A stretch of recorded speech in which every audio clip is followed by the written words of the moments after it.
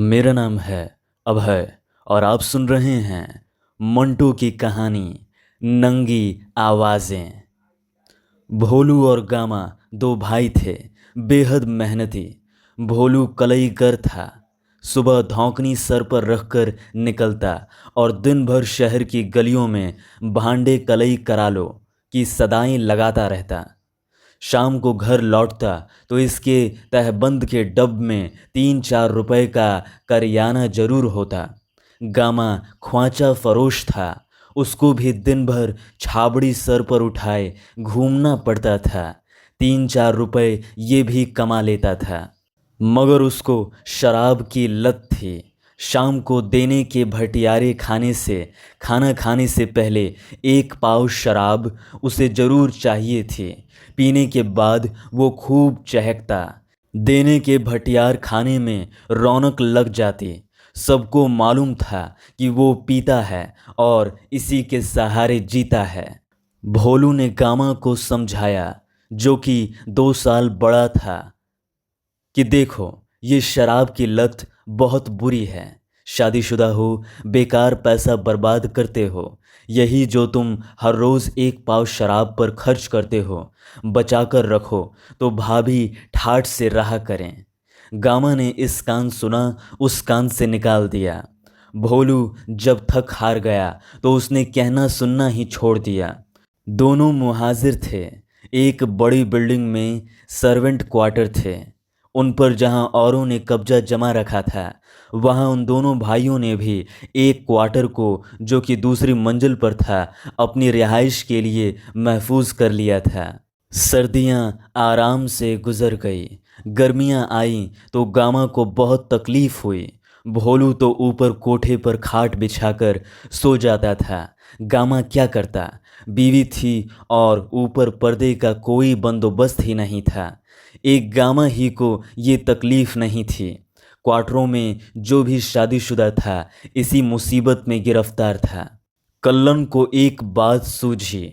उसने कोठे पर कोने में अपनी और अपनी बीवी की चारपाई के इर्द गिर्द टाट तान दिया।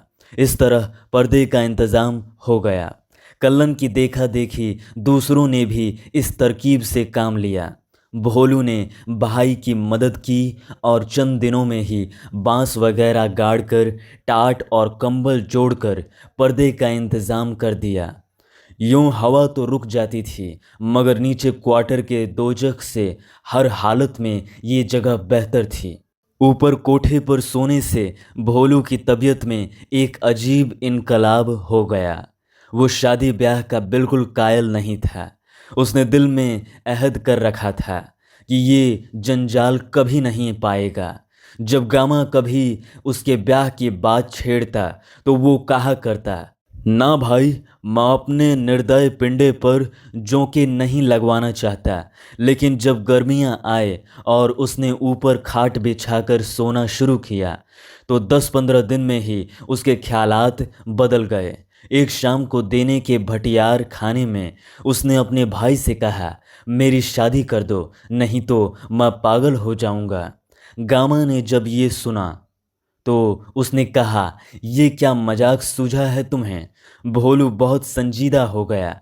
तुम्हें नहीं मालूम, 15 रातें हो गई हैं मुझे जागते हुए। गामा ने पूछा, क्यों, क्या हुआ? कुछ नहीं यार, दाएं बाएं जिधर नज़र डालो कुछ ना कुछ हो रहा होता है। अजीब अजीब आवाज़ें आती हैं। नींद क्या आएगी खाक। गामा जोर से अपनी घनी मूंछों में हंसा। भोलू शर्मा गया। वो जो कल्लन है उसने तो हद ही कर दी है। साला रात भर बकवास करता रहता है। उसकी बीवी साली की जबान भी तालू से नहीं लगती। बच्चे पड़े रो रहे हैं, मगर वो गामा हस्ब ए मामूल नशे में था। भोलू गया तो उसने देने के भटियार खाने में अपने सब वाकिफ़कारों को खूब चहक चहक कर बताया कि उसके भाई को आजकल नींद नहीं आती।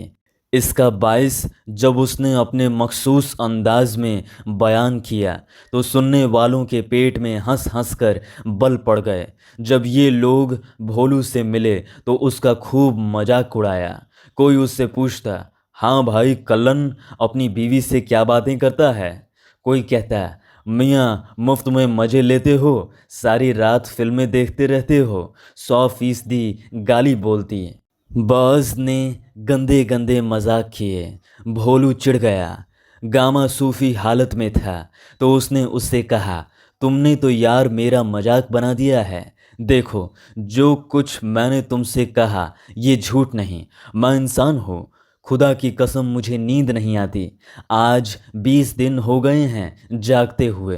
तुम मेरी शादी का बंदोबस्त कर दो, वरना कसम पंच तने पाक कि मेरा खाना खराब हो जाएगा। भाभी के पास मेरा 500 रुपया जमा है, जल्दी कर दो बंदोबस्त। गामा ने मूछ मरोड़कर पहले कुछ सोचा, फिर कहा, अच्छा हो जाएगा बंदोबस्त। तुम्हारी भाभी से आज ही बात करता हूँ कि वो अपनी मिलने वालियों से पूछताछ करे। 1.5 महीने के अंदर अंदर बात पक्की हो गई। समद कलई करी लड़की आयशा गामा की बीवी को बहुत पसंद आई। खूबसूरत थी, घर का काम काज जानती थी। वैसे समद भी शरीफ था, मोहल्ले वाले उसकी इज्जत करते थे। भोलू मेहनती था, तंदुरुस्त था। जून के वक्त में शादी की तारीख मुकर्रर हो गई। सम्मद ने बहुत कहा कि वो लड़की इतनी गर्मियों में नहीं ब्याहेगा, मगर भोलू ने जब जोर दिया तो वो मान गया। शादी से 4 दिन पहले भोलू ने अपनी दुल्हन के लिए ऊपर कोठे पर टाट के पर्दे का बंदोबस्त किया। बांस बड़ी मजबूती से फर्श में गाड़े, टाट खूब कसकर लगाया गया। चारपाइयों पर नए खेस बिछाए गए, नई सुराही मुंडेर पर रखी, शीशे का गिलास बाजार से खरीदा। सब काम उसने बड़े एहतिमाम से किए। रात को जब वो टाट के पर्दे में घिरकर सोया तो उसको अजीब सा लगा। वो खुली हवा में सोने का आदी था, मगर अब उसको आदत डालनी थी। यही वजह थी कि शादी से 4 दिन पहले ही उसने यूं सोना शुरू कर दिया। पहली रात जब वो लेटा और उसने अपनी बीवी के बारे में सोचा तो वो पसीने में तरबतर हो गया। उसके कानों में वो आवाज़ें गूंजने लगी जो उसे सोने नहीं देती थीं, और उसके दिमाग में तरह तरह के परेशान ख्यालात दौड़ाती थीं। क्या वो भी ऐसी ही आवाज़ें पैदा करेगा? क्या आसपास के लोग ये आवाज़ें सुनेंगे? क्या वो भी इसी के मानिंद रातें जाग जाग कर काटेंगे? किसी ने अगर झांक कर देख लिया तो क्या होगा? भोलू पहले से भी ज़्यादा परेशान हो गया। हर वक्त उसको यही बात सताती रहती कि टाट का पर्दा भी कोई पर्दा है। फिर चारों तरफ लोग बिखरे पड़े हैं। रात की खामोशी में हल्की सी सरगोशी भी दूसरे कानों तक पहुंच जाती है। लोग कैसे ये नंगी जिंदगी बसर करते हैं। एक कोठा है, इस चारपाई पर बीवी लेटी है, इस चारपाई पर खाविंद पड़ा है। सैकड़ों आंखें, सैकड़ों कान आसपास खुले हैं। नज़र ना आने पर भी आदमी सब कुछ देख लेता है। हल्की सी आहट पूरी तस्वीर बनकर सामने आ जाती है। ये टाट का पर्दा क्या है? सूरज निकलता है तो उसकी रोशनी सारी चीज़ें बेनकाब कर देती हैं। वो सामने कल्लन अपनी बीवी की छातियां दबा रहा है। वो कोने में उसका भाई गामा लेटा है, तहबंद खोलकर एक तरफ पड़ा है। उधर अब दो हलवाई की कुंवारी बेटी श्यामा का पेट छिद्रे टाट से झांक झांक कर देख रहा है। शादी का दिन आया तो भोलू का जी चाहा कि वो कहीं भाग जाए, मगर कहाँ जाता। अब तो वो जकड़ा जा चुका था।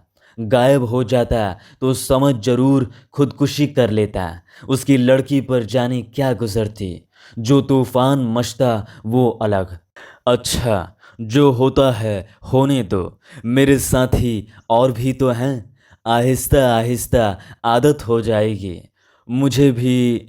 भोलू ने खुद को ढाढ़स दी और अपनी नई नवेली दुल्हन की डोली घर ले आया। क्वार्टरों में चहल पहल पैदा हो गई। लोगों ने भोलू और गामा को खूब मुबारकबादें दी। भोलू के जो खास दोस्त थे उन्होंने उसको छेड़ा और पहली रात के लिए कई कामयाब गुर बताए। भोलू खामोशी से सुनता रहा। उसकी भाभी ने ऊपर कोठे पर टाट के पर्दों के नीचे बिस्तर का बंदोबस्त कर दिया। गामा ने 4 मोती के बड़े बड़े हार तकिए के पास रख दिए। एक दोस्त उसके लिए जलेबियों वाला दूध ले आया।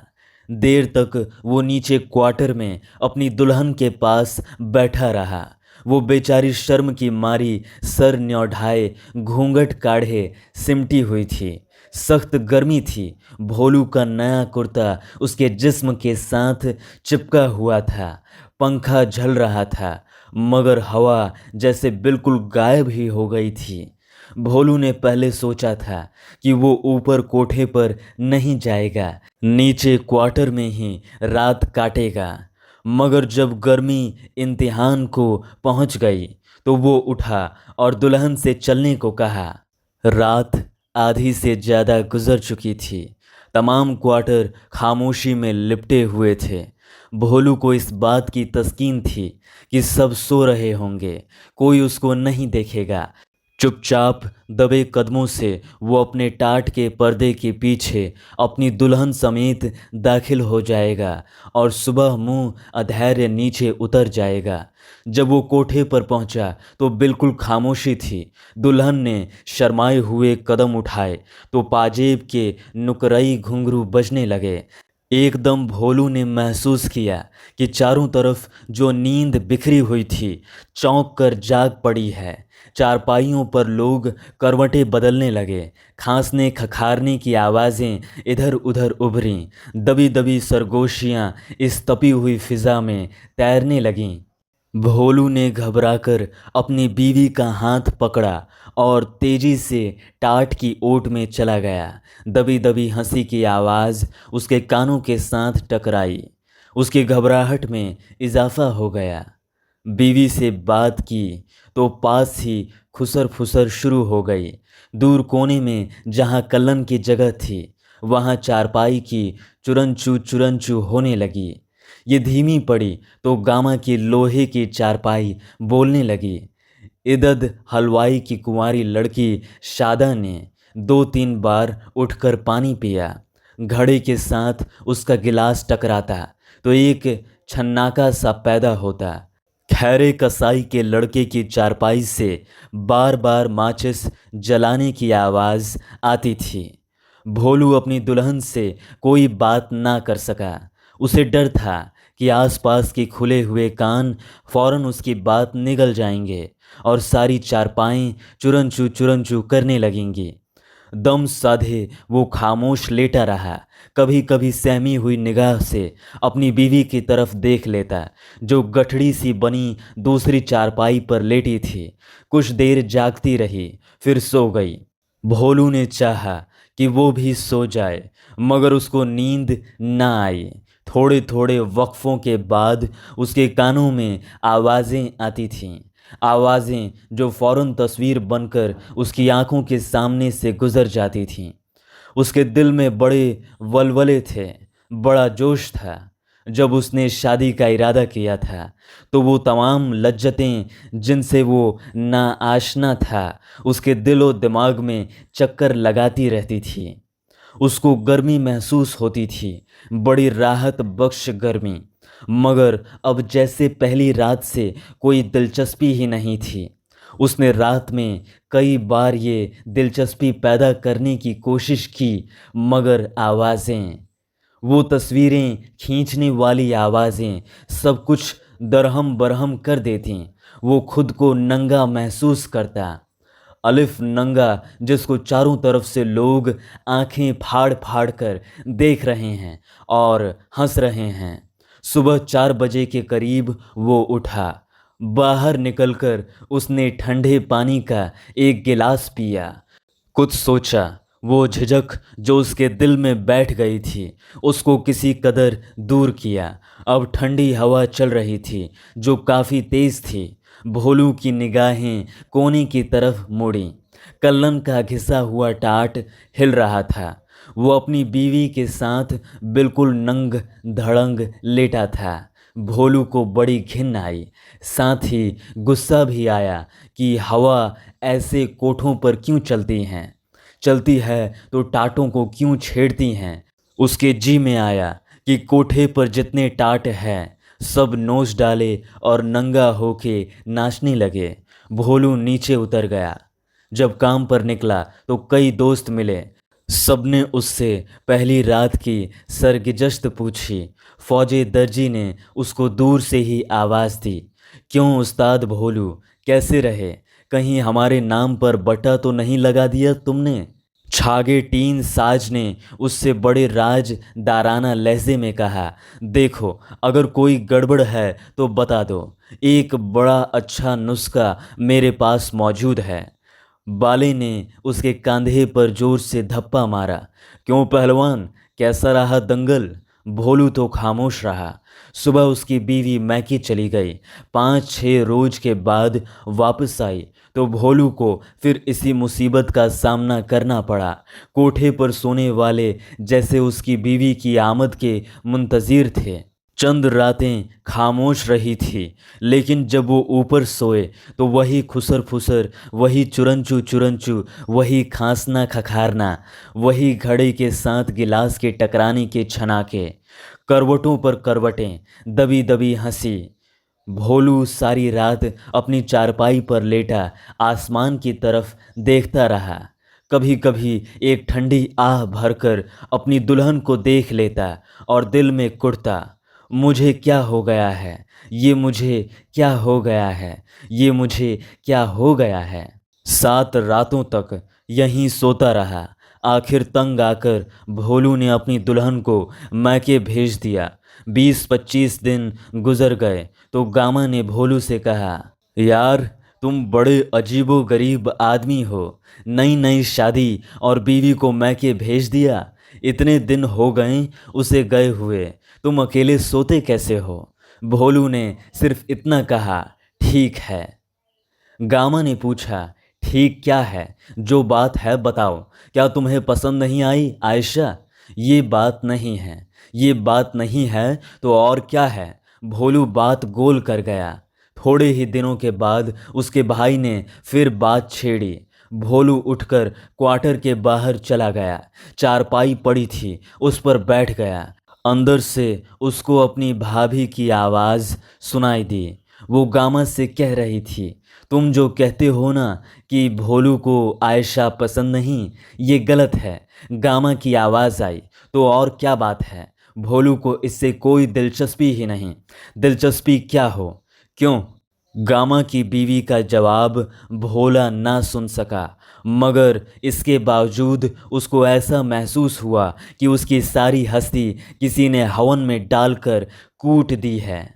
एकदम गामा ऊंची आवाज़ में बोला, नहीं नहीं, ये तुमसे किसने कहा? गामा की बीवी बोली, आयशा ने अपनी किसी सहेली से जिक्र किया। बात उड़ती उड़ती मुझ तक पहुंच गई। बड़ी सदमा जदा आवाज़ में गामा ने कहा, ये तो बहुत बुरा हुआ। भोलू के दिल में छुरी सी पैवस्त हो गई। उसका दिमागी तवाज़ुन बिगड़ गया। उठा और कोठे पर चढ़कर जितने टाट थे उखाड़ने शुरू कर दिए। खट खट फट फट सुनकर लोग जमा हो गए। उन्होंने उसको रोकने की कोशिश की तो वो लड़ने लगा। बात बढ़ गई। कल्लन ने बांस उठाकर उसके सर पर दे मारा। भोलू चकरा कर गिरा और बेहोश हो गया। जब होश आया तो उसका दिमाग चल चुका था और वो अलिफ नंगा बाजारों में घूमता फिरता है। कहीं टाट लटका देखता है तो उसको उतार कर टुकड़े टुकड़े कर देता है।